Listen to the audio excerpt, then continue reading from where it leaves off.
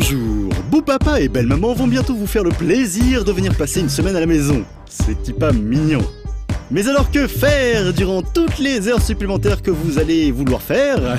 Bienvenue dans Temps Perdu.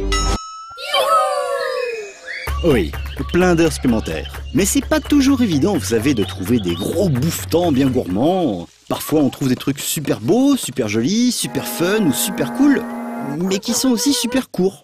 Alors il peut y avoir plusieurs raisons à cela. La plus courante, c'est la démo. Ah bah c'est sûr que quand on ne nous propose que les premières minutes, voire même les premières secondes d'un jeu, bah niveau temps perdu, ou gagné d'ailleurs, savoir, bah c'est pas la teufée quoi. Alors oui, Botanicula, c'est très beau. Oui, après ça on veut dépenser notre argent durement gagné à la sueur de nos heures sup. Oui, tout ça c'est très bien, mais bon, à peine 5 minutes de plaisir vidéoludique, c'est léger. J'aurais même tendance à dire, c'est précoce. Tout pareil pour Endless Migration 2. Pour l'instant c'est une démo, et c'est aussi un énième projet Kickstarter à bas vie. Faut dire que sur la toile, beaucoup de développeurs se tournent vers cette solution financière.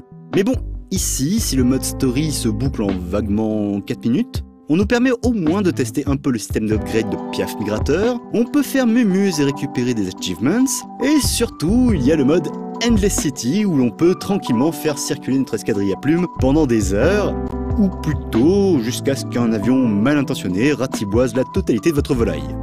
Bon, c'est pas mal, mais c'est quand même un peu léger. Après, il y a les jeux trop durs.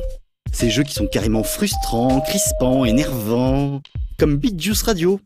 Déjà qu'un jeu musical, niveau discrétion, c'est pas terrible, mais si en plus au bout de 15 secondes vous balancez votre écran à l'autre bout de l'open space, alors oui, les phases de jeu ne sont jamais identiques. Oui, on peut aussi jouer à deux. Oui, il y a 6 morceaux différents, mais bon, encore faut-il réussir à les débloquer, et moi je dis, bah, c'est léger tout ça. A l'inverse, il y a les jeux trop simples, trop faciles. C'est bien, c'est rigolo, mais hop, on clique à gauche, à droite, on rit aux bonnes blagues, on résout 2-3 énigmes, on dézingue le vilain arbre de l'espace, et voilà, paf, the end. Comme dans Wentworth.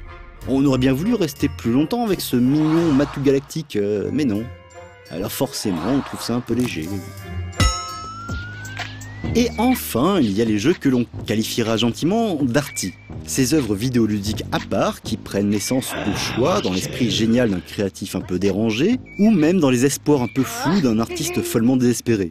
C'est aussi parfois des projets de gens motivés et motivants qui tentent d'apporter quelque chose de nouveau dans les pages tristounettes de l'internet je ne sais pas combien.0.